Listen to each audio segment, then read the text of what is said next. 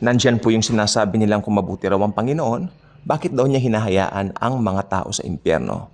Look what these people are thinking.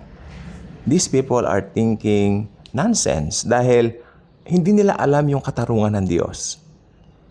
Kasi talagang kung iisipin mo nga naman sa biglang hinagap o biglang kaisipan, ang mabuting Diyos po ba hahayaan niya matupok o maimpyerno forever na pinaparusahan habang buhay ang mga tao na mga makasalanan?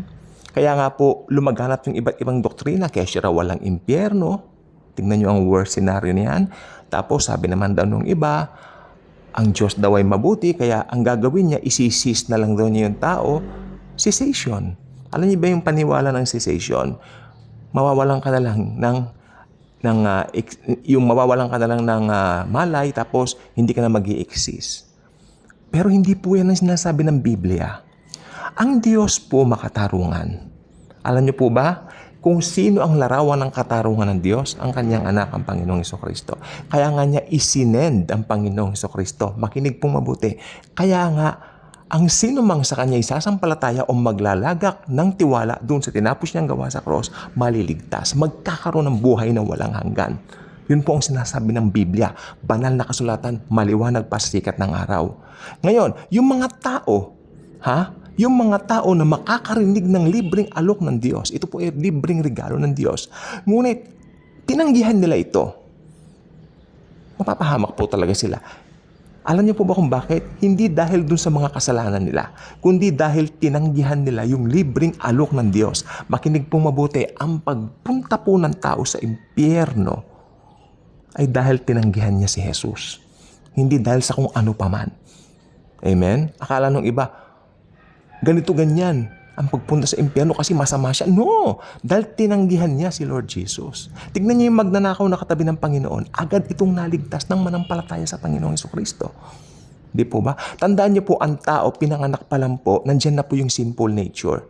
Bagamat wala pa lang po siyang kamalayan o wala pa lang po siyang tinatawag na age of accountability para makakomit ng kasalanan. Pero habang lumalaki yung bata pong kapitbahay namin, 2 years old, nakakapag-PI na. Yan po ang sinasabi ko. Sapagkat pag narinig niya, yes, nandyan na po yan. Alam niyo po ang ginagawa ng iba pa mga bata, maya-maya nagmumura sa kalye. Minsan di ko napigilan, sabi ko, ang bata mo pa nagmumura ka na. Inaanak ko po yun, kaya pinagalitan ko. That's not good, ako. Kaya sabi ko po, makinig pong mabuti, bata pa lang po, nandyan na ang sinful nature. At habang lumalaki ang bata na yan, nadidevelop po yan.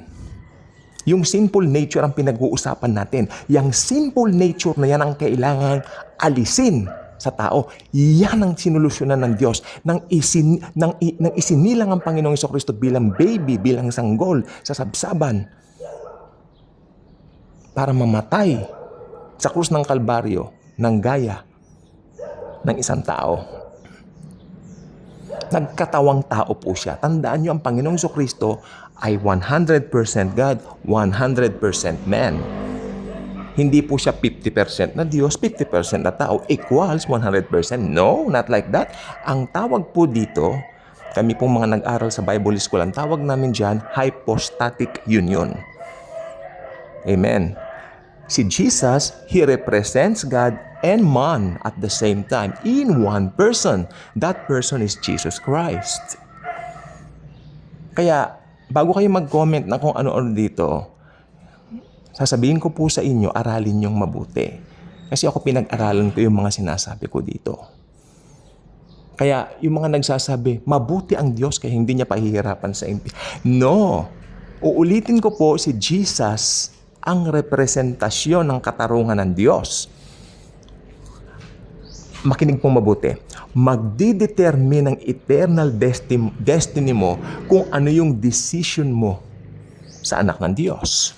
Tatanggapin mo ba siya o i-reject mo siya? Nasa iyo ang pagpapasya.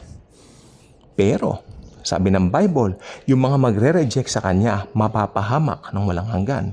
Yun po ay talagang impyerno. Namamatay ang tao ngayon, dire-diretso, ang tao na nag-reject kay Jesus sa Hades, then later on sa Gehenna, sa Lake of Fire, pagdating ng paghuhukom. Kaya kung hindi pa kayo subscriber sa channel natin, I invite you to do so. Click the notification bell, share this video, share Jesus and His love.